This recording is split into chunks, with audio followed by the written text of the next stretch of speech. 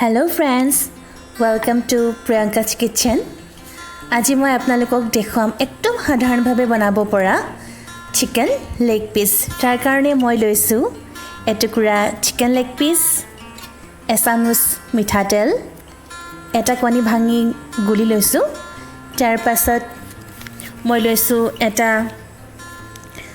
নিমখীয়া বিস্কুটৰ গুৰি অৰ্থাৎ বিস্কুট ভাঙি লৈছো। তাৰ পাছত আপোনালোকে দেখিবলৈ পাইছে হালধি লৈছো, জলকীয়া গুৰি লৈছো, মিট মছলা, তাৰ পৰা জিৰা আৰু ধনিয়া গুৰি, তাৰ পাছত লৈছো অলপ নিমখ, তাৰ পৰা এটুকুৰা টেঙা। আপোনালোকে টেঙা যদি ভাল পায়, অলপ টেঙি ফ্লেভাৰটো যদি ভাল পায় তেনেহ'লে ল'ব পাৰিব, আৰু নহ'লে নললেও হ'ব টেঙা টুকুৰা। মই ভাল পাওঁ কাৰণে লৈ লৈছো। এতিয়া আহক মাংসখিনিত মিশ্ৰণখিনি সানিবলৈ যা যোগাৰ কৰোঁ। প্ৰথমে তেল অকণমান ঢালি লৈছোঁ। তাৰ পাছত যিখিনি দেখিছে আপোনালোকে প্লেটত হালধি, সেই হালধিখিনি লৈছোঁ। হালধিখিনি তাত দি দিম মিশ্ৰণটোৰ কাৰণে। তাৰ পাছত লৈছোঁ জলকীয়া গুড়িখিনি, এয়া সানি দি দিছোঁ। জলকীয়া গুড়ি গোটেইখিনি দিছোঁ মই, যিহেতু ভাল পাওঁ মই জ্বলা খাই। জলকীয়া গুড়ি গোটেইখিনি দি দিছোঁ।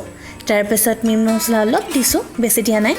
তাৰ পাছত গৰম মছলা অলপ দিছোঁ। তাৰ পৰা জিৰা ধনিয়া গুড়ি যি মিশ্ৰণ আছিলে তাৰ পৰা অলপ দিছোঁ, বেছি দিয়া নাই। তাৰ পাছত নিমখ যিমান পৰিমাণৰ প্ৰয়োজন হয় আপোনালোকে নিজে আন্দাজমতে দি ল'ব। মই নিজৰ আন্দাজমতে দি লৈছোঁ, অলপ বেছি দিয়া নাই, অলপ দিছোঁ। তাৰ পাছত টেঙা টুকুৰা চেপি ল'ম, কিন্তু আপোনালোকৰ এইটো দিব মন গ'লে দিব আৰু নিদিলেও নালাগে, একো নাই। ভালদৰে চেপি ল'লোঁ টেঙা টুকুৰা। এতিয়া ভালদৰে গোটেই মিশ্ৰণখিনিৰ লগত চিকেন লেগ পিচটো ভালদৰে সানি ল'ম।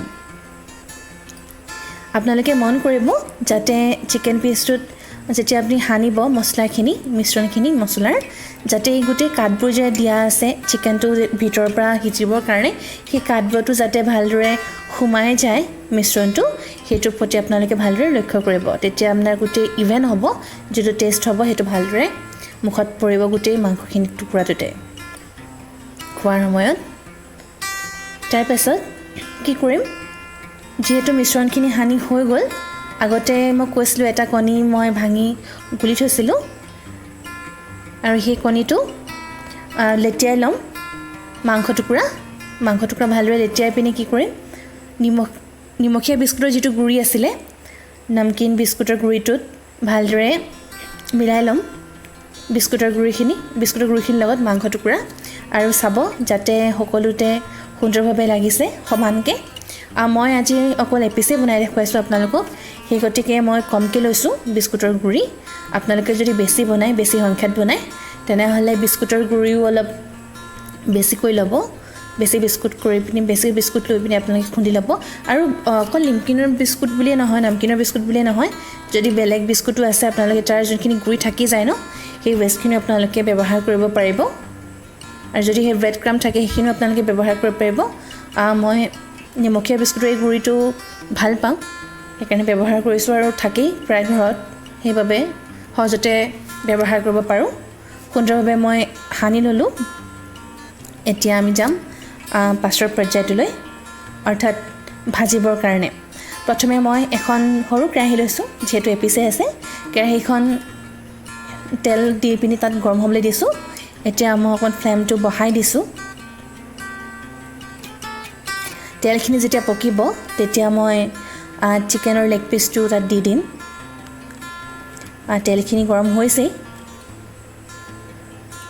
লাহেকৈ। এতিয়া মই তাত চিকেন লেগ পিচটো দি দিছোঁ। আপোনালোকে দেখিছেই সুন্দৰভাৱে তেলত ভাজ খাইছে। আপোনালোকে খালি কি কৰিব, ফ্লেমটো বেছি কৰি নিদিব। যদিহে ফ্লেমটো বেছি কৰি দিয়ে কি হ'ব, ওপৰৰ যোনখিনি বিস্কুটৰ গুড়ি আছে সেইখিনি দেৰি যাব, কিন্তু কি হ'ব ভিতৰৰ যোনটো মাংস, সেই মাংসখিনি ভালদৰে নিসিজিব। এতিয়া চাওকচোন, অলপ দেৰি যিহেতু হ'ল, খুব সুন্দৰকৈ মই এবাৰ লটিয়াই দিলোঁ। এবাৰ খুব সুন্দৰ ৰং ধৰিছে, চাওকচোন ব্ৰাউন কালাৰ হৈছে। এতিয়া মই আকৌ লটিয়াই দিলোঁ।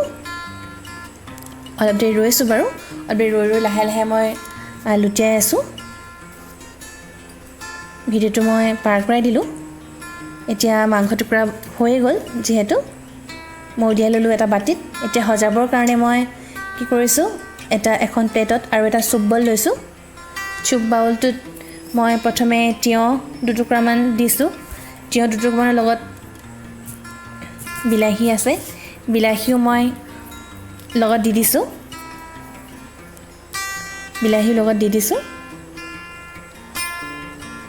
তাৰপাছত মাংস টুকুৰাটো মই তাতে সজাই লৈছোঁ আৰু হৈ গ'ল এয়া আপোনালোকৰ আগত